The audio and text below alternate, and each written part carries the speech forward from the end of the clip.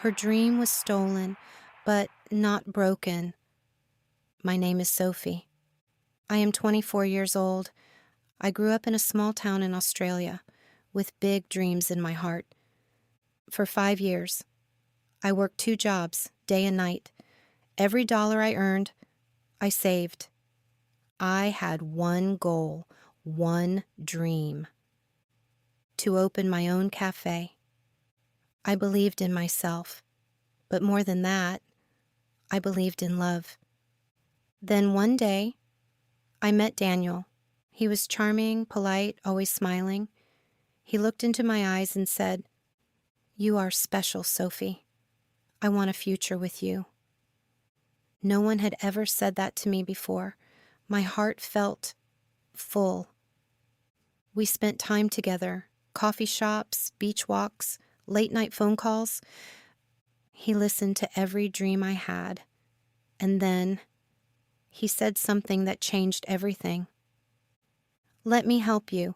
We can do this together." I trusted him.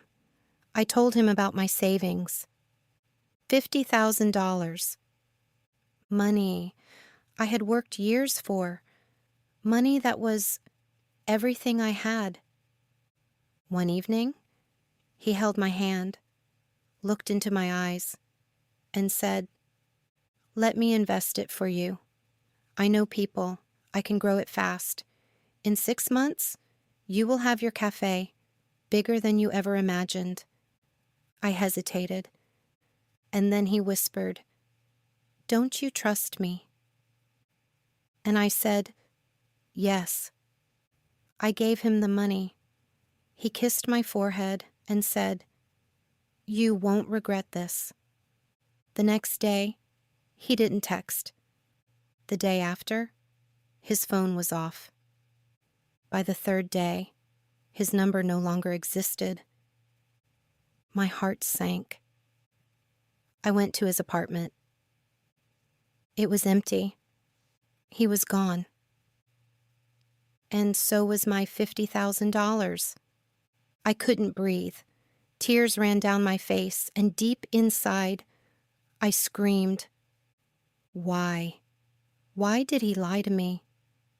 That night, I didn't sleep. My heart was broken, and my mind would not stop asking questions. I went to the police. I told them everything. The officer sighed and said, "We'll try, but if you gave him the money willingly, it's difficult." "What do you mean?" I asked. "Without proof, it's not a crime.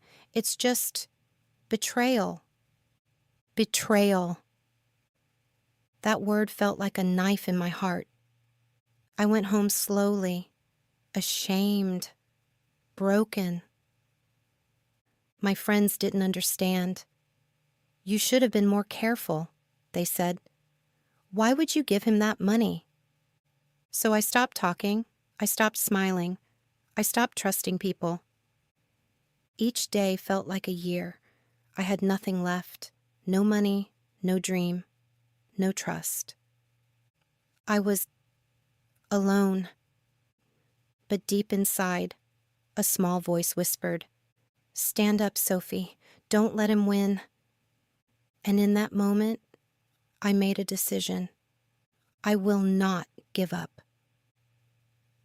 I started again, with nothing but strength. I got a small job at a local bakery. The pay was low, but the smell of fresh bread in the morning gave me something to hold on to. Every single day, I worked. I saved every coin. I was rebuilding my life, not just with money, but with hope. Then one night, I searched his name. New profile, different city, same smile. And next to him, another girl. The caption read, "My everything." My hands shook, but this time, I didn't cry. I took screenshots. I wrote everything down, dates, messages, transfers. This time, I wasn't a victim. I was ready to fight back. I went back to the police, and this time, they listened. We'll open a case, the officer said. A week later, they called me again. Sophie, you are not the only one. There were other women, different cities, same story, same man. That is when I met Lily. We spoke on the phone that night. She was crying. He told me I was special too, she said. We cried together. Two strangers, connected by the same pain. But something changed between us. We were no longer alone. And then one day, Lily said something I will never forget. Let's not cry anymore. Let's help others. That idea changed everything. We created a page together. We called it Be Careful Sister. We shared our story. We warned others. And the messages started coming in. Your story saved me. I thought I was the only one. For the first time in a long time, I smiled again. Yes, I lost my money, but I found something else. My voice. 1 year later, I was stronger, wiser. Sometimes I still cried, but now I understood something I didn't before. It was not my fault.